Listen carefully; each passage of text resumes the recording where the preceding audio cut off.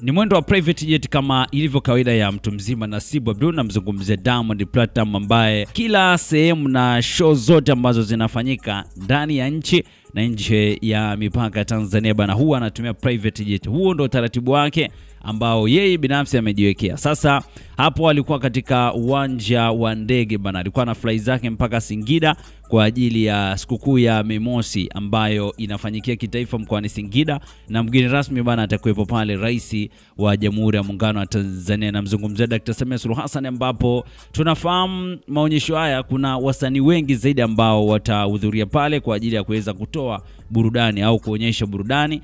Miongoni mwa wasanii ambao atakuwepo pale atakuwepo Nasibu Abdul kama tulivyoona na timu yake yote hiyo. Sasa kwenye maonyesho haya na show hii ambayo itafanyika pale Singida bana, kuna vitu vingi zaidi ambavyo vimeweza kuzungumzwa. Miongoni mwa vitu ambavyo vimezungumzwa ni juu ya Diamond kulipa kisasi juu ya kile kitu ambacho alikifanya Zuchu pale kwa ndugu zetu bana Dar es Salaam Tanganyika Packers pale, ambapo Zuchu mwenyewe aliweza kufanya show kubwa zaidi na akawa miongoni mwa wasanii ambao ni wachache ambao walihudhuria pale na wakawa wanazungumzwa zaidi kwa kile ambacho aliweza kukifanya. Miongoni mwa vitu ambavyo aliweza kuvifanya Zuchu ni pale alipoamua kumshika mkono bana Paten au Dogo Paten, ambaye mpaka sasa hivi anazungumzwa zaidi katika maeneo mbalimbali kwenye social media, lakini pia kwenye media mbalimbali, radio, TV na mitandaoni kote bana. Dogo anazungumzwa zaidi, na ukubwa huu ambao anazungumziwa aliosababisha au mtu ambaye amesababisha bana kuzungumzwa kwa ukubwa huu ni Zuchu. Lakini Diamond mwenyewe kwa siku leo pengine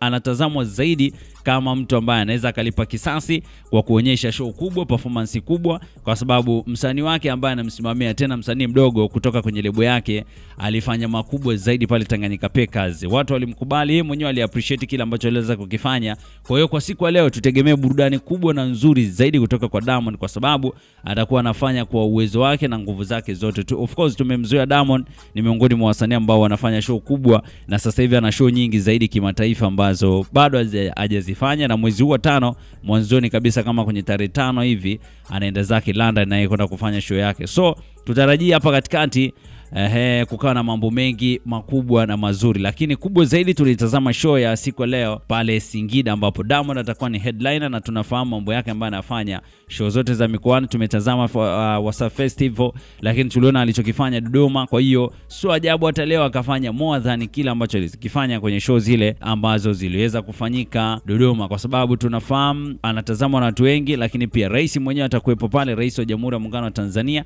Lakini kuna vitu vingi ambavyo pengine unaweza kaona vijua au hauvifahamu kuhusiana na show hii. Show hii bana, Diamond analipo tofauti na wasanii wengine wote ambao wanahudhuria pale. Kwanza, fedha ambayo anaipokea ni fedha nyingi, lakini haiwezi kuwekwa wazi kwa sababu ni hela ambayo inatoka katika fungu la serikali. Kwanza anatakiwa apate hela ya usafiri, kwa sababu mshikaji hatumii mabasi au magari, anatumia private jet. Kwa hiyo lazima itoke hela ya private jet, lakini pia aende kuperform mwenyewe, lazima watoke madansa, watoke watu wengi wakwenda kumsupport. Kwa hiyo hela ambayo inatoka ni hela ambayo ni kubwa ukilinganisha na wasanii wengine. Hii ni hela ambayo inatoka kwa serikali, lakini ni hela ambayo inarudi, kwa sababu bila Diamond show nakuta watu hawajai, watu hawaendi. Kwa hiyo ndio maana serikali yenyewe inaamua kujisacrifice kutoa hela nyingi ili watu waweze kuhudhuria pale. Ni nini hasa ambacho nakitarajia katika maonyesho haya ambayo yanafanyikia Singida pale? Hebu niandikie comment yako, lakini kubwa zaidi usisahau bana kusubscribe channel yetu ya BM Basha TV. Sana kwa wale ambao wamesubscribe channel yetu ya BM Basha TV. Na leo msanii wetu tunamzungumzia ndio huyu hapa.